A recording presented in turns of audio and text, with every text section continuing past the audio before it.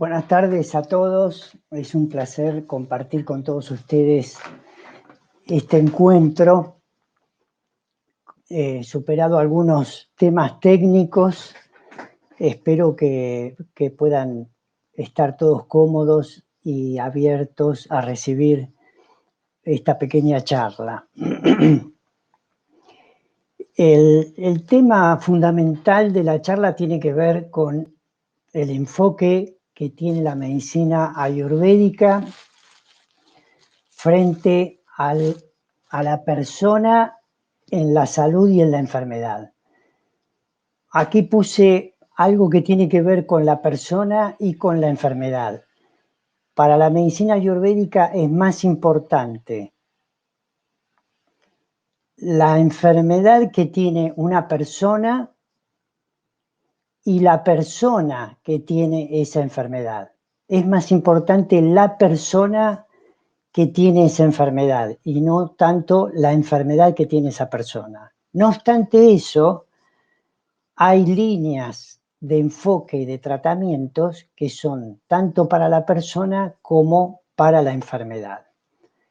Entonces, hay una relación directa y de fuerzas entre la persona como una totalidad y el entorno donde esa persona está, que también es una totalidad. Este es el enfoque holístico que tiene la medicina, esta medicina milenaria. Hay una integración y una coordinación entre tanto el cuerpo físico, el cuerpo mental y los sentidos o la estructura, y una cualidad que agrega la medicina ayurvédica, que es, si se quiere, novedosa para Occidente, que tiene que ver con un componente espiritual o sutil que lo vamos a denominar aquí conciencia. Entonces, el enfoque totalizador que tiene la medicina ayurvédica con respecto a la persona es desde el punto de vista de la estructura, el complejo mental y la conciencia. Aquí es trascendente el aporte que hace de la conciencia porque en la conciencia están contenidos dos elementos que son fundamentales, que es la salud y la felicidad. En este nivel sutil, salud y felicidad son sinónimos para la medicina ayurvédica. La curación o los programas que apuntan a un equilibrio y a la salud a lo largo del tiempo tienen que ver con la búsqueda de la felicidad, que es también el máximo estado de salud al que se puede lograr. Por lo tanto, tiene que haber una integración y una coordinación entre lo que es la salud física, mental y la salud en un nivel sutil o espiritual. Luego pueden focalizar que tanto la salud como la enfermedad son dos estados que dependen de una sola cosa, que es llamada biotipo o doshas en la medicina ayurvédica. Los doshas son parte del nivel de realidad de la impermanencia. En cambio, la conciencia es la chispa de eternidad que da lugar a que se manifieste el equipo cuerpo-mente o el complejo cuerpo-mente en el nivel de la impermanencia. La impermanencia tiene que ver con lo que cambia, con lo que se modifica. En el nivel de los doshas pueden estar en mayor estado de equilibrio o menor estado de equilibrio, con todo lo que implica en el intermedio. Entonces, dos estados cambiantes y que se pueden modificar, que tienen que ver con grados de salud o de equilibrio o con grados de desequilibrio o de enfermedades.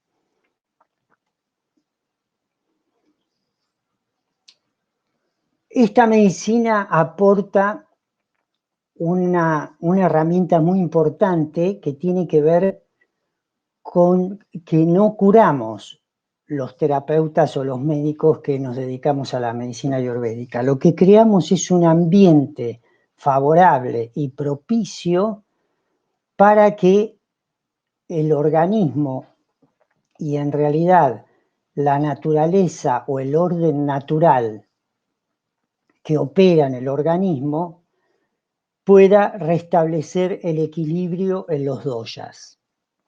Eso se llama en latín la vis medicatrix natura. Quiere decir que es la tendencia natural del organismo hacia la curación. La naturaleza tiene que ver con la conciencia universal.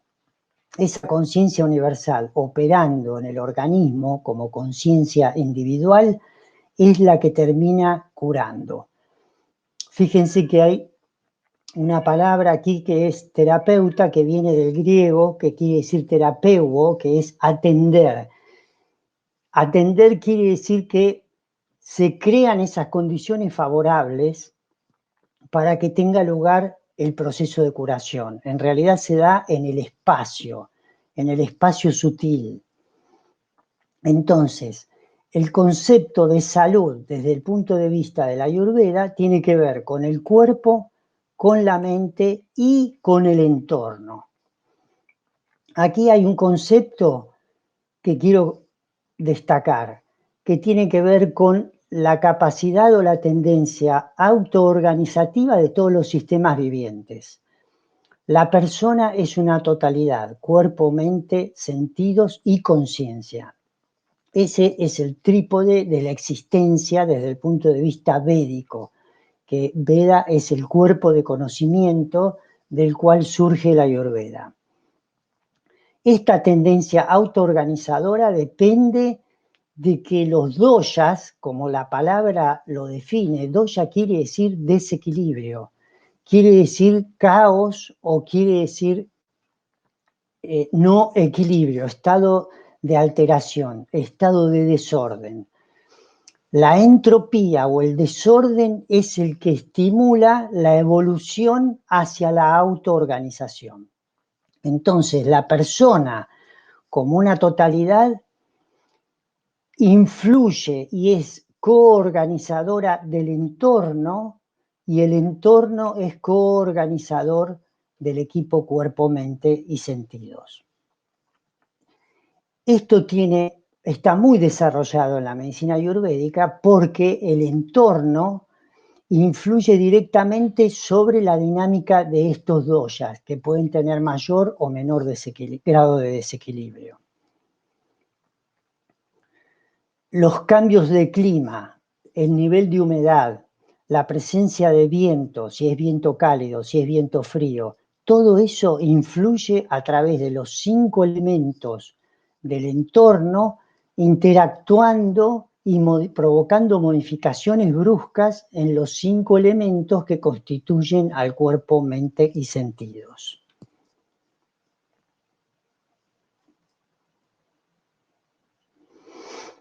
¿Qué estudia la Ayurveda? Este contexto individual, que es la persona, es única, es singular, pone el foco dentro de esa totalidad. Busca las características que son distintivas entre uno y otro. A pesar de que haya dos constituciones iguales, cuando uno diagnostica, esta persona tiene una constitución Vata-Pitta, por ejemplo. No hay dos personas que hayan sido diagnosticados Vata-Pitta que sean exactamente iguales. Siempre va a haber diferencias. Si se quiere, inclusive los clásicos de la Ayurveda habían dicho que esta clasificación en los doshas es una reducción para tratar de facilitar el estudio y el abordaje de la salud y de la enfermedad en el hombre. Pero es mucho más complejo, va teniendo distintos niveles de realidad dentro de esa misma constitución. Estudia el contexto familiar y el contexto social. Y esto es el estudio, estas flechas lo que significan es que están graficando la relación de fuerzas que se establecen entre estas dos totalidades. Cómo influye una sobre la otra. Cómo va determinando procesos fisiológicos. Cómo puede ir alterando la estructura. Acá, como pasé en la presentación que estaba en un PowerPoint, la tuve que pasar para que sea adaptada a la presentación aquí en el webinar, se perdieron las animaciones. Por eso en la diapositiva anterior se veían superpuestas las palabras. Eso en la animación original estaba perfectamente coordinado. Pero bueno, estas son las cuestiones de la tecnología. Esto que estuvimos hablando se encuadra en dos modelos. Hay un modelo salugénico y hay un modelo preventivo o patogénico.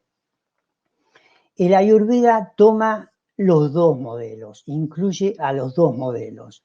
En cambio, la medicina occidental se basa fundamentalmente en el modelo patogénico o, si se quiere, también en el modelo preventivo. El modelo salugénico es el de la promoción y del sostenimiento de la salud.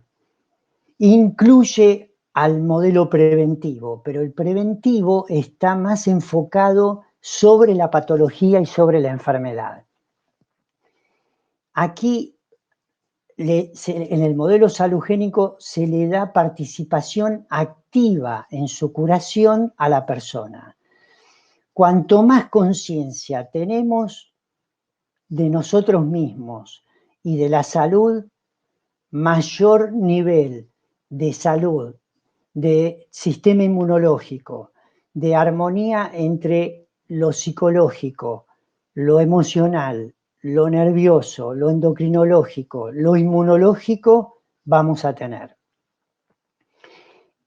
Un antiguo maestro mío de homeopatía solía decir: en este tipo de tratamientos y de enfoques del hombre, de la salud y de la enfermedad, el paciente es actor creativo de su curación. En cambio, el modelo patogénico habla de algo que tiene que ver con una cierta pasividad. Se le hace el diagnóstico, se le dice lo que tiene, se establece a veces el pronóstico y se da un tratamiento. Bueno, tiene que hacer esto. Queda muchas veces afuera, o casi siempre en este modelo patogénico, la participación del estilo de vida, fundamental en esta medicina ayurvédica. La participación de lo social muchas veces queda fuera, excepto en algunas especialidades como la medicina familiar, que ese fue uno de los motivos por los cuales me especialicé en ella. Después de muchos años de médico, cuando me quise actualizar en clínica médica, dije, ¿cuál es la especialidad que más se aproxima a las medicinas holísticas o a las medicinas complementarias?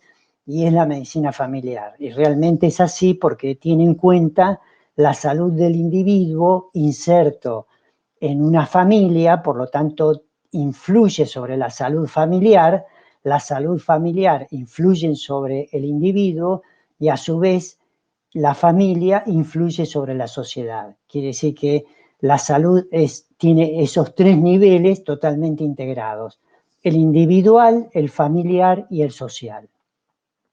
Pero bueno, en general el modelo patogénico que se concentra o se focaliza sobre una enfermedad determinada es más bien rígido, porque no permite la pluralidad y la participación activa y creativa de la persona. Inclusive, bueno, de nosotros como orientadores y educadores dentro de la medicina, porque la medicina ayurvédica tiene que ver con la educación y surge de una gran cultura que es la cultura védica. Inclusive hay un término que se dice que es sánscriti, que tiene que ver con la cultura que se fue configurando alrededor del idioma sánscrito.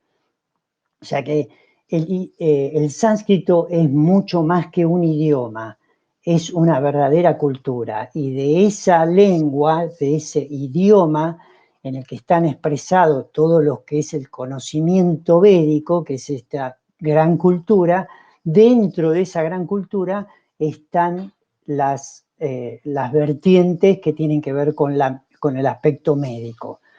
Pero en la definición de Ayurveda es tan amplio que lo terminan definiendo como un conocimiento de la vida o un aprendizaje de la vida, no solamente una medicina.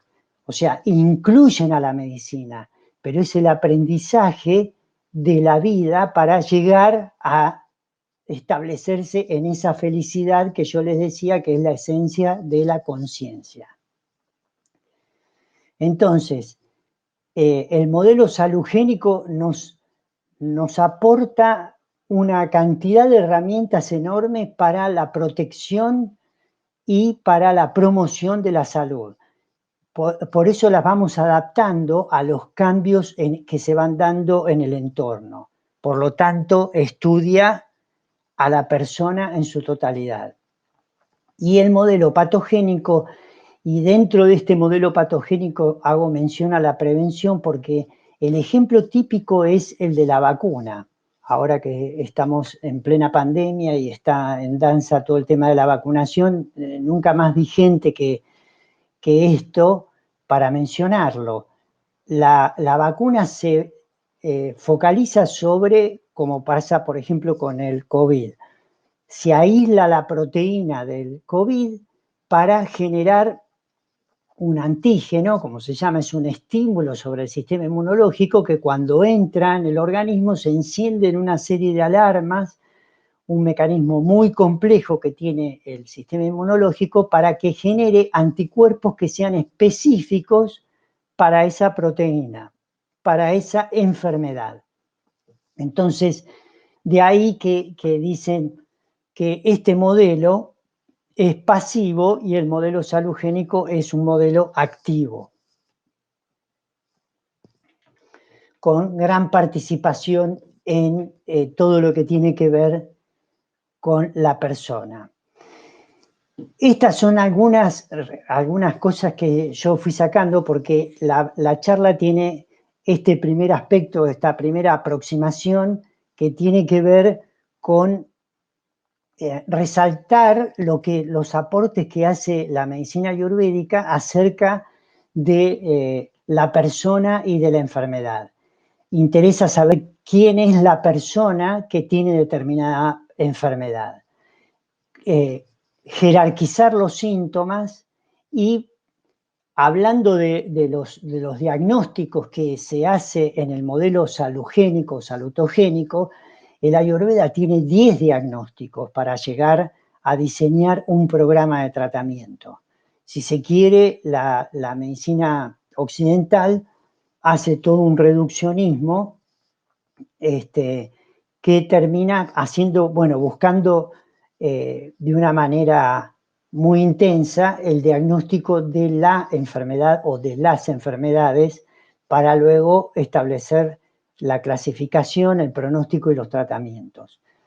Pero me encontré con algo que es muy interesante, que en este momento, con esta segunda ola que estamos viviendo de pandemia, los hospitales enviaron como una especie de mensaje por el tema de la saturación de las terapias intensivas y de la disponibilidad de camas con las que se tiene. Entonces, enviaron un mensaje que me sorprendió felizmente, porque hablan de toda una serie de recomendaciones que están más ajustada a este modelo salogénico que tiene la medicina ayurvédica y que viene aportando desde el año pasado con el Ministerio de Ayush de la India, que ahora después les cuento de qué se trata, que sacaron todo un protocolo de intervención, un plan de intervención para el coronavirus después de hacer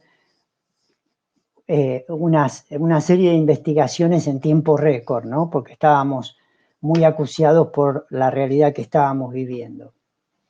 Entonces, estas son recomendaciones que estaban dando en los hospitales de aquí de la Argentina. Tomar 1 gramo de vitamina C, tomar vitamina E. La vitamina E tiene una acción muy importante. Cuando yo estudiaba medicina, se decía, lo único que se sabía de la vitamina E hace muchos años atrás, por eso les aclaro, lo único que se decía de la vitamina E era la antiestéril. O sea, no lo aprendíamos de memoria. Ah, sí, la vitamina E antiestéril. Entonces ya al saber que era la antiestéril, era porque tenía tropismo o afinidad por el aparato reproductor. Pero bueno, con el paso del tiempo, como pasa siempre, se fueron haciendo muchas investigaciones y la vitamina E tiene una acción muy importante en la piel, en el cerebro y también en el sistema inmunológico, no solamente en el aparato reproductor. Aparte, quiero hacerles una aclaración. En el aparato reproductor, desde el punto de vista de la medicina ayurvédica, se acumula una fuerza, una energía que tiene mucho que ver con el sistema inmunológico. El aparato reproductor, desde el punto de vista de la medicina ayurvédica, se lo considera el 7º tejido. Y se dice que lo mejor de los 6 tejidos previos al 7º tejido se acumula en el aparato reproductor para provocar 2 cosas. O generar un óvulo y espermatozoides que terminarán trayendo un nuevo ser al mundo, o sea, para la procreación y para el sistema inmunológico. Así que fíjense la cantidad de coincidencias o de causalidades que se dan porque esta vitamina E, al actuar sobre el aparato reproductor desde el punto de vista de la Ayurveda, también actúa o actuaría sobre el sistema inmunológico. Y aquí les puse algunas de las fuentes más importantes que tiene la vitamina E. De cualquier manera, se recomienda un requerimiento diario de 15 miligramos. Y hay muchas investigaciones con respecto al Alzheimer y la vitamina E. O sea, en el Alzheimer se está utilizando la vitamina E porque están demostrando mejorías sobre los síntomas de esta enfermedad, síntomas fundamentalmente cognitivos y que tienen que ver con la acción de la vitamina E. Después fíjense esto también, tomar sol entre 15 y 20 minutos de 10 a 11 de la mañana. También la vitamina D tiene efectos sobre el sistema inmunológico. También a la vitamina D se le demuestran cada vez más propiedades, no solamente aquellas que están vinculadas con la paratiroides, la paratormona y la regulación y la fijación del calcio y del fósforo a nivel óseo y el equilibrio que se establece entre el hueso, la sangre y los riñones. La vitamina D también tiene mucho que ver con el sistema inmunológico. Inclusive yo he corregido papers cuando era parte del comité editorial y científico de una revista internacional en una universidad de India. Hace más o menos 5 años atrás tuve que corregir un paper sobre la vitamina D y la diabetes. Se estudiaban los ritmos circadianos de la vitamina D, en qué momento dar vitamina D de acuerdo a la luz y la sombra, y de acuerdo a los momentos en los que se daba esa vitamina D, y se utilizaba también la medicación hipoglucemiante en conjunto. Cuando se lo daban en conjunto y en ciertos horarios que tenían que ver con la luz y con la sombra, mejoraba muchísimo la acción hipoglucemiante del tratamiento para la diabetes. Y casualmente también en ese paper se decía que había un déficit y una hipovitaminosis D muy importante a nivel mundial, y se decía que para el año 2020 el déficit de vitamina D se iba a transformar en una verdadera pandemia. Así que fíjense, eso lo recordé el año pasado cuando llegó la pandemia aquí a la Argentina, y cuando se declaró fines del 2019 en el mundo, me acordé de ese paper, lo fui a buscar para volver a confirmarlo, y realmente parecía un tanto premonitorio, ¿no? No solamente porque dijeran que iba a ser una pandemia de vitamina D, pero está relacionada con el coronavirus. Esto de dormir 7 u 8 horas por día, fundamental. El sueño profundo también está demostrado que estabiliza, repara todos los tejidos, incluyendo el sistema nervioso, al sistema endocrino, al sistema inmunológico y todo lo que tiene que ver con la salud mental. Beber entre 1,5 litros y 2 litros de agua por día. Esto es importante para todos. Y no solamente por el contexto del coronavirus, pero bueno, todo esto influye. Yo aquí lo que le agregaría, que aporte la Ayurveda, es beber agua tibia. Agua tibia, algunas constituciones se benefician con el limón, otras no, pero en este caso, como el limón es un ácido débil que se transforma en alcalino, es conveniente, independientemente del biotipo, aunque sea 3 veces por semana, agua tibia con unas gotas de limón ayudan a alcalinizar. Y si le pueden agregar una pizquita de bicarbonato, apenas un toquecito de bicarbonato, también 2 o 3 veces en la semana, también va a venir muy bien, y ahora les voy a explicar cuál es el fundamento de esto que estoy mencionando. Y fíjense esto que estaban recomendando desde los hospitales: consumir comidas calientes y no frías. Y yo les puse los signos de exclamación. ¿Por qué? Porque ahora vamos a ver cómo desde el punto de vista de la Ayurveda el sistema inmunológico está vinculado con el calor. El sistema inmunológico es Agni dependiente. El Agni quiere decir fuego. Depende del fuego. El fuego es uno de los 5 elementos que tenemos en nuestra constitución y que está presente en toda la creación y en todo el universo, que está vinculado con la digestión, con el metabolismo y con el sistema inmunológico. Por eso del fuego también depende la longevidad, pero la longevidad en salud, es decir, depende el envejecimiento saludable. ¿Cómo hacemos o cómo enfoqué yo el plan de intervención contra el COVID?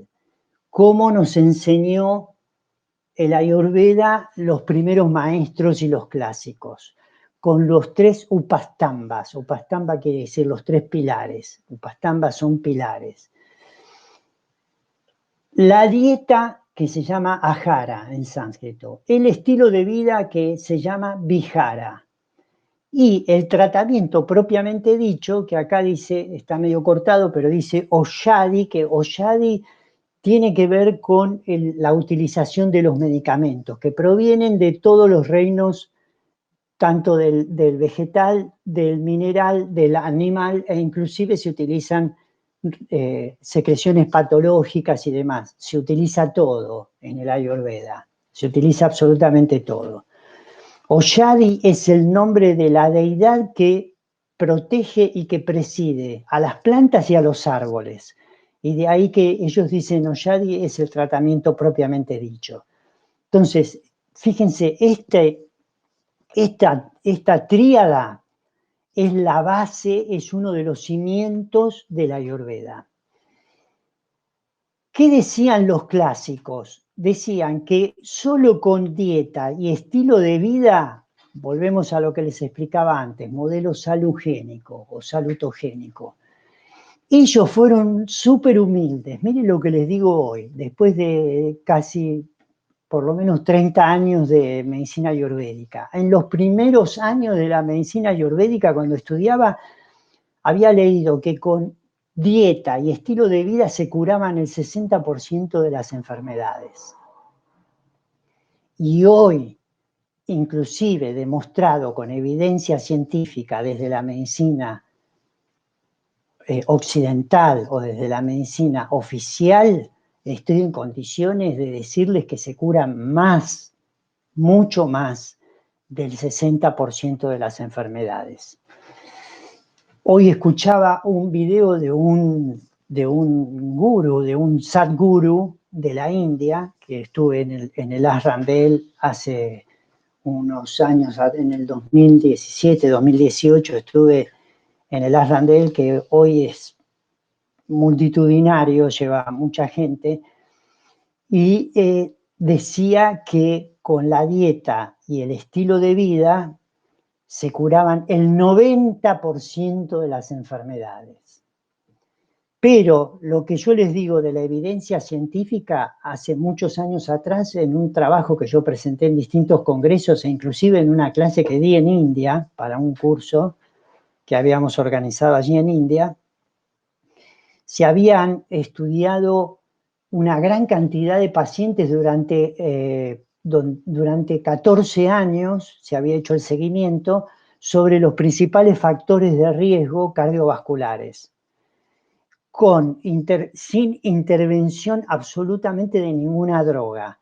Era dieta, que era una dieta mediterránea, no era una dieta ayurvédica, ni focalizada sobre el diagnóstico de la constitución, ni adaptada a los cambios de estación, ni a los cambios y a los ciclos vitales, ni nada, sino que era una dieta mediterránea para todos igual, para todo el grupo de experimentación, todos hacían la misma dieta, era una dieta mediterránea con abundante cantidad de pescado, cereales integrales, frutas frescas, vegetales frescos, y en el estilo de vida ellos hacían un programa muy completo de actividad física, porque estaba focalizado fundamentalmente al riesgo cardiovascular con los factores de riesgo cardiovascular que son la hipertensión, la dislipidemia, la obesidad, la diabetes, etc. Entonces, el ejercicio combinado, aeróbico, con musculación y todo, es el de mayor impacto sobre ese tipo de enfermedades.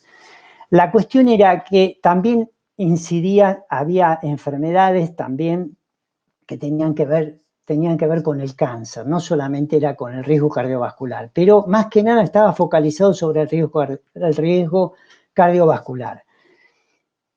Con esas dos intervenciones, con esas dos pilares dentro de ese plan, lograban reducir en un 76% los infartos, en un 78% los accidentes cerebrovasculares, y en un porcentaje del 68 al 69% el cáncer. Se los cuento así de una manera muy resumida. Tengo todos los datos en otro PowerPoint. Bueno, no es el momento de decirlo, pero se los quería mencionar porque les digo que esto no es una cuestión nuestra del fanatismo que tenemos con el Ayurveda o con la adicción que tenemos con el Ayurveda, sino que objetivamente la medicina moderna, con toda su tecnología y sus avances y con las grandes posibilidades de hacer papers de una manera muy, muy ordenada, muy organizada y muy científica, llegan a conclusiones que inclusive habían superado lo que habían dicho los antiguos rishis. ¿Qué hice cómo se me ocurrió todo esto de la charla, ¿no? Yo dije, ¿qué podemos aportar hoy en día para paliar un poco toda esta situación de enorme angustia en la que estamos todos, estamos como atravesados, y nos está llevando y confrontando con situaciones a veces muy límites? Son 5 elementos que constituyen el universo. Por lo tanto, como el hombre es parte del universo, tiene esos 5 elementos que son la tierra, el agua, el fuego, el aire y el espacio. 5 en sánscrito se dice pancha y acciones se dice karma. Entonces yo hice el pancha karma para crear salud.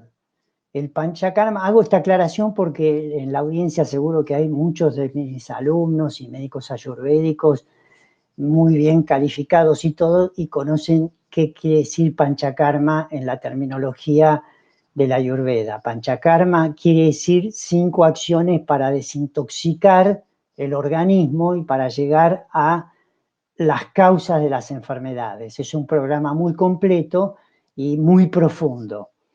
Bueno, yo me tomé de eso y aplico este panchakarma para hacer un orden y no dejar nada fuera de todo lo que nos ofrece esta medicina. Empezamos por la tierra, el más material de todos los 5 elementos. Hay un término que es dravyas. Las dravyas en el Ayurveda quiere decir sustancia. Sustancia puede ser un alimento o puede ser una droga, puede ser un medicamento. Porque hay una ley que está también en los principios fundamentales que definen el Ayurveda o sobre los que descansa el Ayurveda, que dice: tus medicinas son tus alimentos y tus alimentos son tus medicamentos o tus medicinas. Entonces, aquí, ¿con qué intervenimos? Con alimentación y con medicamentos, que les voy a mencionar algunos, de la fitoterapia local, porque tenemos un montón de cuestiones que vienen de India, pero que no las podemos conseguir hoy en día por motivos diversos, incluyendo algunos que tienen que ver con reglamentaciones que nos alcanzan como país, pero encima en un contexto de pandemia es mucho peor todavía poder conseguir medicamentos que vienen de afuera. Tenemos un arsenal de medicamentos con los que podemos actuar. Yo les puedo mencionar algunos y tampoco lo puedo dar en forma de tratamiento porque esto es una charla abierta. Yo los invito a que con estas, ojalá que todo esto motive en ustedes la búsqueda de médicos o terapeutas que tengan estos conocimientos para que los puedan guiar y ahí sí aplicar los medicamentos de una manera como corresponde, ¿no? Haciendo el diagnóstico individual para cada uno. No todos necesitamos de lo mismo. Aquí no es aspirina para todo el mundo. No es como la vacuna para todo el mundo, sino que acá hay singularidad y hay unicidad. O sea, buscamos lo singular y la individualidad. Y otro de los aforismos que me llevó a desarrollar y a transmitir y compartir todo esto es uno que es muy importante, que me lo dijeron en la India cuando yo estaba empecinado a traerme valijas enteras de medicamentos ayurvédicos de la India para mis pacientes, para mi familia y para todos. Me paraban en las aduanas de los aeropuertos, poco menos que en alguna de ellas voy preso porque son medicamentos que en algunos lugares lo tomaban como si fueran drogas y todo, y tenía serios problemas para pasar todo eso y ingresarlos de un país al otro, porque cuando uno va a India generalmente hace transbordos en distintos países, y aparte yo aprovechaba para ir a conocer algunos viajes o hacía iba a conocer hospitales o clínicas ayurvédicas en otros países y bueno, me iba con todos los medicamentos. ¿Qué me dijo un maestro de Ayurveda en una universidad en la que estábamos participando en un congreso? En un intermedio o en un patio de las aulas me dijo lo siguiente: mirá, donde está la enfermedad está la cura. ¿Qué quiere decir? Que la enfermedad COVID en Argentina tiene que tener alguna cura que esté al alcance dentro de nuestro país, al alcance de todos nosotros. La enfermedad lupus en la India tendrá una curación que tiene que ver con la fitoterapia local, con los minerales locales, todo lo que tiene que ver con nuestro país, el lugar donde nosotros nacimos, el agua, los componentes del oxígeno, los minerales, la cantidad de agua dulce, de agua salada, todo tiene que ver para que estos medicamentos que provienen de las plantas y de los minerales e inclusive de los animales, están embebidos en esa energía que tiene que ver con nosotros. Porque nosotros en un nivel subatómico estamos entrelazados, estamos vinculados. Entonces, tenemos muchas cosas en común. Los cambios que se producen en los niveles subatómicos siempre tienen que ver con una conexión que es no local, que no media, no va mucho más rápido que la velocidad de la luz, que se da en el nivel atómico y molecular. Entonces, volviendo a esto, alimentación y medicamentos.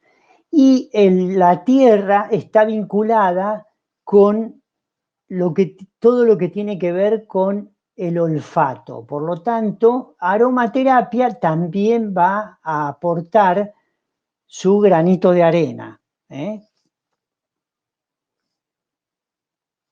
Ahora vamos a desarrollar un poquito el tema de la alimentación, que es muy importante. ¿Por qué yo les decía del ácido débil, que es el limón, y un poco de bicarbonato? Porque el pH del coronavirus es ácido. Fíjense que está entre 5,5 y 8,5. Acá le puse una tablita para los que no saben de esto, que no tienen la obligación, por supuesto, para que vean sobre qué se apoya, sobre qué se fundamenta el que tenemos que alcalinizar. Una dieta alcalina es una dieta protectora, es una dieta promotora de la salud y protectora contra el coronavirus. Entonces, les voy a dar algunos tips de la dieta alcalina. El resto, por supuesto, lo que yo les decía recién, lo tienen que consultar con sus médicos, con sus terapeutas, con sus personas de confianza calificados y hacer una cosa más completa. Esto es un approach. La primera recomendación es basarme en la regla de oro que tiene la regla de oro de alimentación de la medicina ayurvédica. El ayurveda puede describir 20 reglas de alimentación. La más importante de todas es la cantidad de alimento. ¿Y cuál es la cantidad de alimento desde el punto de vista de la ayurveda? Y ahí viene otro motivo por el cual le tiene que consultar a un médico. Porque la cantidad de alimento para una persona es aquella que su fuego digestivo es capaz de digerir en forma completa. Y ahí viene otra característica de singularidad y de cualidad que nos distinguen del resto. ¿Por qué? Porque mi fuego digestivo, y a mi edad y en mi constitución, seguramente que es diferente del fuego digestivo de muchos de los que me están escuchando, que tienen una edad menor o pueden tener una edad mayor, tienen otra constitución, tienen otra historia biopatográfica. Entonces hay que ir testeando y uno tiene que conocerse. Por eso les decía que a mayor conciencia, mayor posibilidad de salud. Cuanto más conciencia tengo yo de cómo digiero, en cuánto tiempo, si repito las comidas o no las repito, cuánto tiempo hace que comí, cuánto tiempo hace que estoy repitiendo, si evacúo, si la evacuación es completa, si la evacuación tiene la consistencia adecuada, si tengo esa sensación de vacío después de evacuar, que es fundamental, que en la medicina occidental no se detiene, no tiene tiempo de estar chequeando todas esas cosas. Esas cosas las tenemos que aprender nosotros y tenemos que conocerlas y poder transmitírselas a nuestros médicos.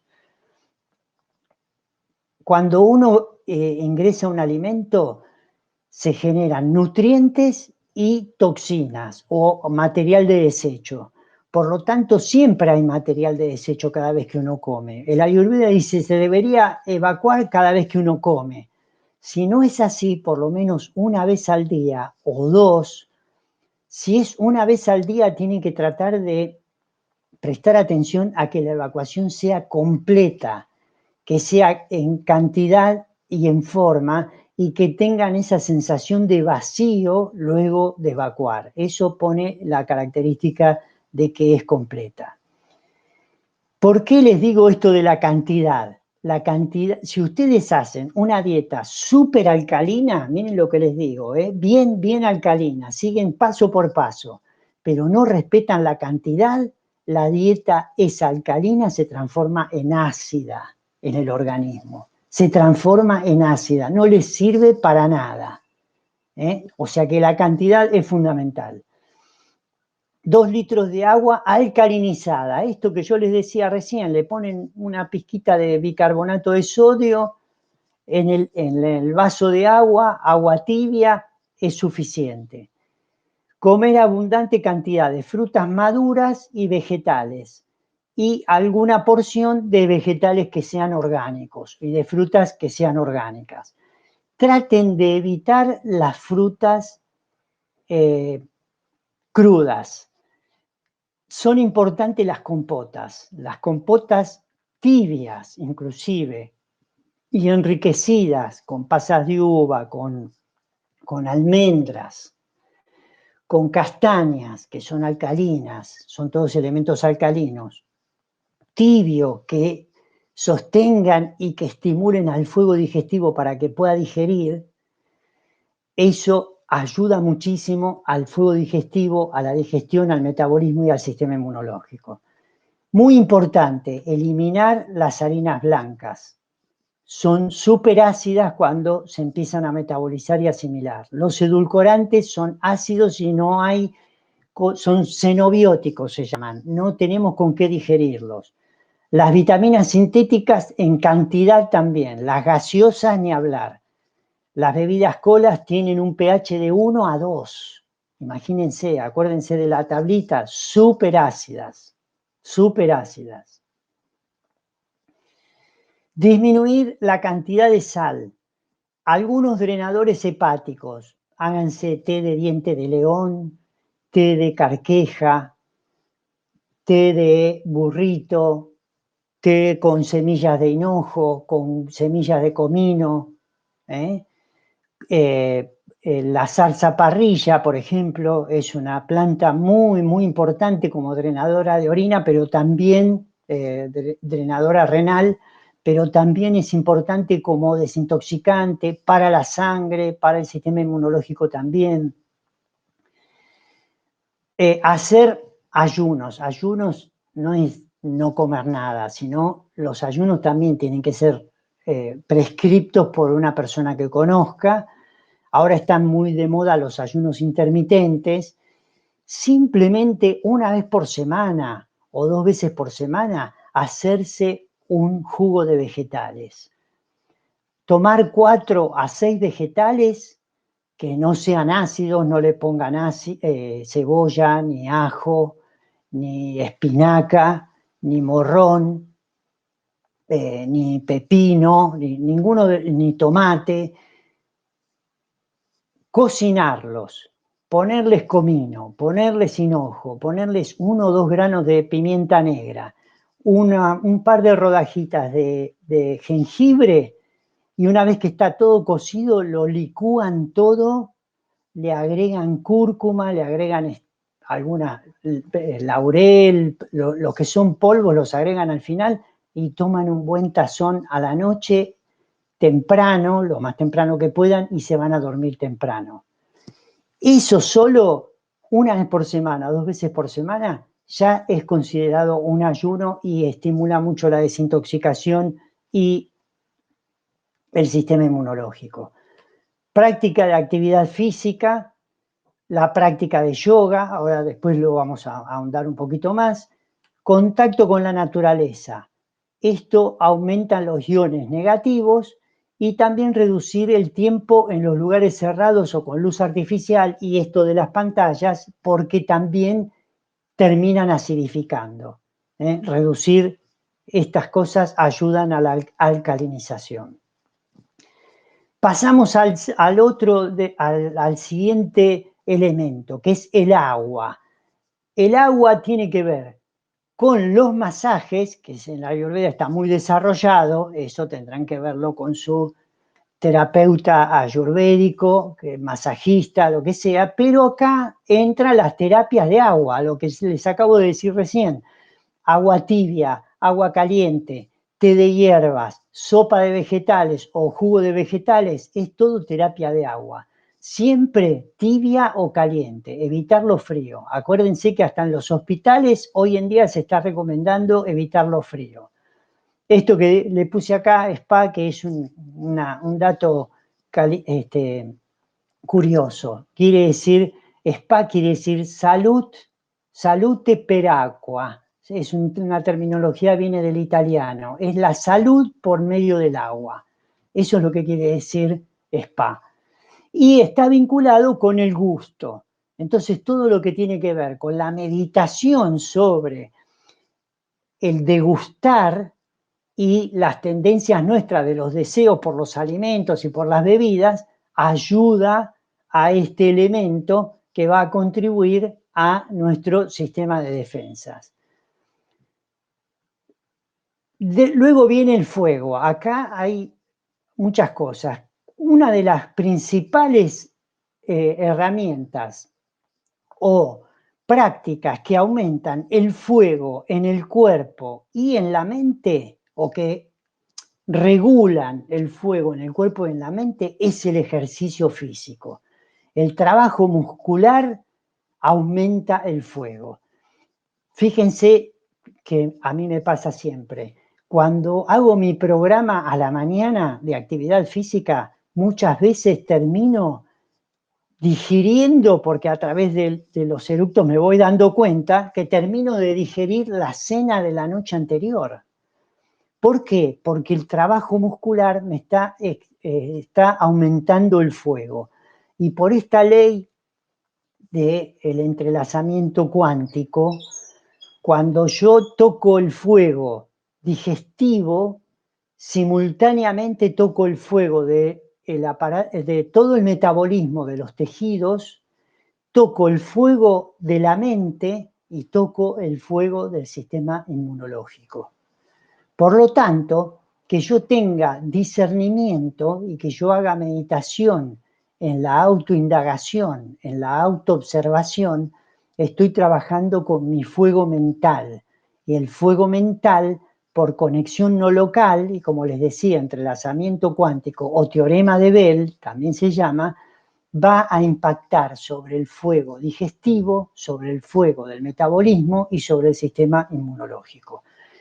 Y el órgano del sentido que se asocia al fuego es la visión, la capacidad de discriminar los colores. Eso es lo que da el fuego, la capacidad de ver. Si yo no veo, no sé qué es lo que tengo que hacer, qué es lo que tengo que trabajar.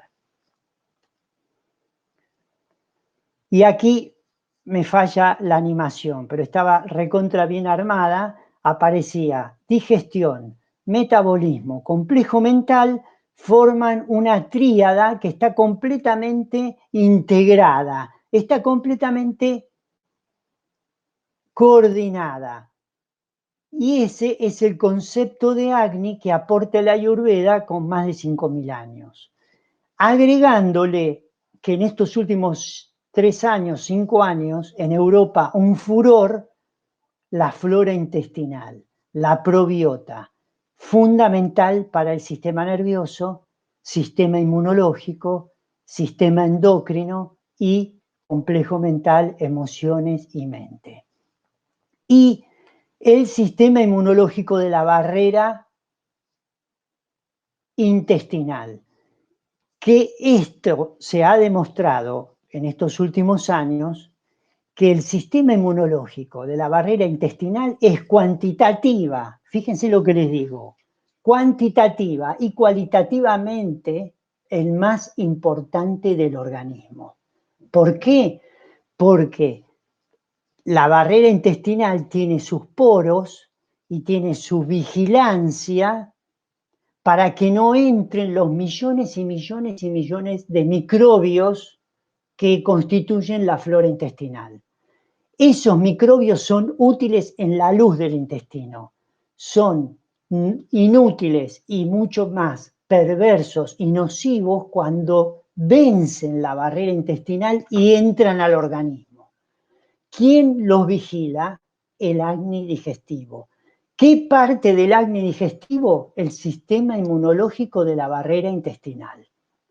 Entonces díganme si coronavirus sí o no, siempre la alimentación y la salud de la probiota, del fuego digestivo, del metabolismo, sigue siendo lo más importante. Por lo tanto, lo que nos llevamos a la boca como alimentos y como bebidas, que impacta directamente sobre este complejo, es clave para combatir, para prevenir o para tratar las enfermedades, incluyendo lo que hoy nos convoca, que tiene que ver con el coronavirus. Vamos al otro, al cuarto, sí, respirar, el aire, respirar para crear salud. El alimento y el aire, o sea, el aparato digestivo y el respiratorio nos unen y nos impactan de una manera directa sobre el sistema nervioso, el endocrino, el inmunológico y el mental. Entonces, ¿cómo hacemos para trabajar con el aire? Es muy fácil. Los pranayama. Pranayama quiere decir el control o la maestría del prana. El prana es la fuerza vital. Es lo que nos da la vida en el cuerpo físico, en la mente y en los sentidos. Entonces, estos ejercicios yógicos de la respiración, que ahí también a su instructor de yoga de confianza, le tienen que pedir la serie de asanas para la parte física, endocrinológica, sistema nervioso y demás, y el programa de pranayamas, de ejercicios respiratorios que acompañen a la práctica de yoga. Y por último, el espacio, el quinto de los elementos. Sin espacio no sucede absolutamente nada en el mundo manifestado. El espacio es el primer elemento que permite que sucedan las cosas. Eso es lo que decía uno de los grandes clásicos de la Ayurveda.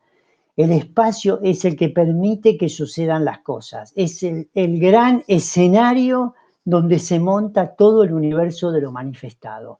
Por eso todo comienza con el espacio, expansión del espacio, como la expansión del universo a partir del Big Bang, y todo va a volver a resumirse en el espacio.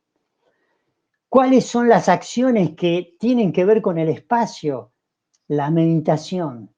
Por supuesto que la respiración, todo está relacionado, todo está imbricado, todo está integrado, pero después de haber pasado por la alimentación, por el agua, la terapia de agua, por el fuego, que tenemos el concepto de lo que significa el fuego con el entrelazamiento y la combinación. Después de pasar por el ejercicio respiratorio, vamos a la relajación, a la meditación, recitar plegarias, cantos védicos, cantar mantras, cantar sutras, observar la mente, la autoobservación.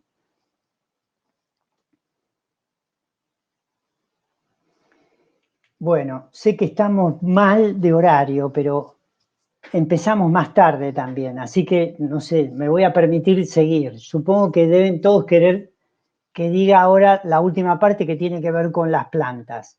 Esto es un estudio que se hizo, que no está publicado porque lo hizo una persona, un bioquímico de mi confianza, que se estudió el año pasado, fíjense, las plantas medicinales, cómo fueron estudiadas, para que vean la seriedad que tiene esto, que no es algo improvisado y al azar.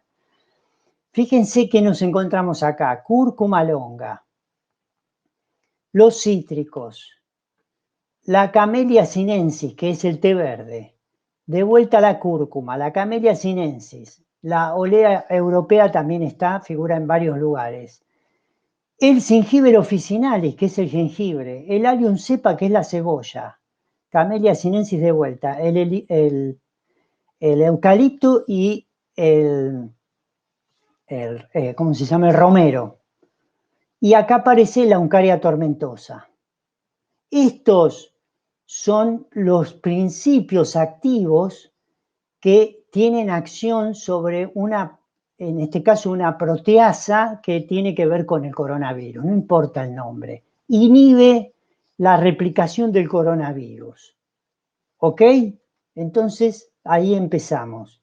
Uncaria tomentosa o Uncaria gambir es una... el gambir, el subtipo gambir es el que se utiliza en la medicina ayurvédica. Tiene un efecto inmunomodulador, estimula la fagocitosis, es decir, que se deglute al coronavirus, a la proteína del coronavirus, a través de los glóbulos blancos y de macrófagos. Son células que están capacitadas para fagocitar, justamente para comer estos cuerpos extraños. Y tiene un efecto muy importante antiinflamatorio. Entonces, como inmunomoduladores tenemos la Uncaria tomentosa, pero también tiene un efecto antiinflamatorio. El jengibre tiene dos componentes de los que fueron descritos antes como anti-COVID. Y hay dos formas, el jengibre fresco y el seco. Estos son los nombres en sánscrito. Se lo considera un remedio universal. ¿Cuáles son los efectos terapéuticos? Fíjense, estimula el fuego digestivo, el acné. Por lo tanto, estimula el fuego del metabolismo. Y por lo tanto, ¿qué estimula? El fuego de la mente. Es antiespasmódico, mejora las náuseas, no todas, se utiliza mucho para las náuseas del embarazo y para las náuseas provocadas por la quimioterapia. Como carminativo, quiere decir que capta el aire, reduce el aire del intestino, elimina las toxinas, como produce el coronavirus, que también es una toxina porque es una proteína extraña, es expectorante y antitusivo. Fíjense que la famosa neumonía o bronquitis y neumonía que produce el coronavirus ayuda a proteger el aparato respiratorio. Acciones que tiene, fíjense, antiinflamatorias, analgésicas, no importan muchas. El componente es el camferol, que es el que estaba en la lista de los que inhibían a esas proteasas del virus. Efecto protector de las vías respiratorias, se los pongo en negrita, y antioxidante, porque el virus produce mucho radical libre que destruye las células. Y bueno, algunas desventajas a dosis muy altas, más de 4 gramos es la dosis que pueda llegar a provocar el jengibre. Ojo con las gastritis o con las personas que tienen hernia hiatal o gastritis, porque es muy picante y es muy irritante de la mucosa gástrica, ¿no? Y puede competir con los derivados de la warfarina, que pueden provocar sangrado. Quiere decir que muchas veces hay que discontinuarlos, por ejemplo, cuando va a haber una extracción de sangre o la persona, si está anticoagulada, no se lo pueden dar. Eso es lo que quiere decir esto. Bueno, se lo da en forma de infusión, de decocciones, de jugo fresco. Eso también lo tienen que consultar con sus médicos de confianza.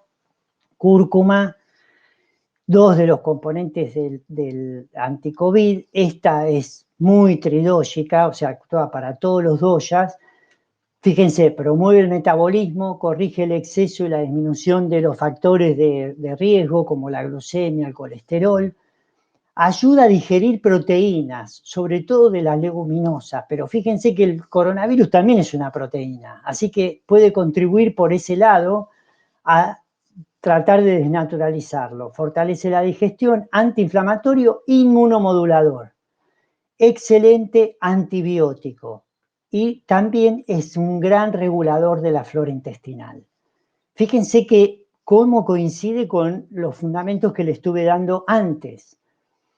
Se prepara también en infusiones, decocción en agua o en leche y en polvo. Yo les recomiendo que tomen una cucharadita, que son aproximadamente 100 miligramos de cúrcuma, que tomen todos los días. Se la pueden agregar al agua tibia con el limón, y si no, también lo pueden tomar con agua tibia solo, o lo pueden poner también en los condimentos. En la sopa que yo les recomendé también lo pueden poner.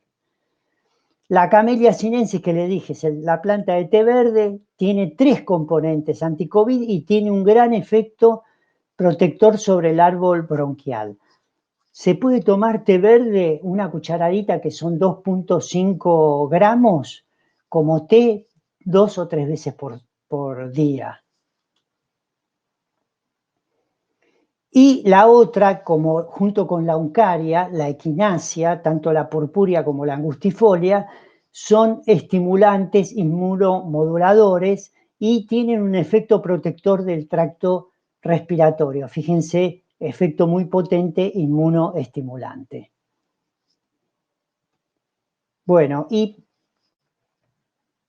aquí se da en extracto seco 500 miligramos a 1 gramo por día, y si no, se puede dar en tintura madre. La uncaria tormentosa generalmente también se da en tintura madre.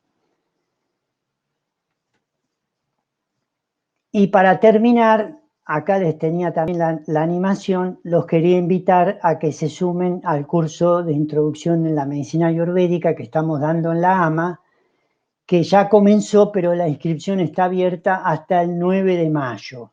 Inclusive, o sea, ese domingo será hasta el viernes, inclusive previo será el 7 de mayo en realidad, que cierra.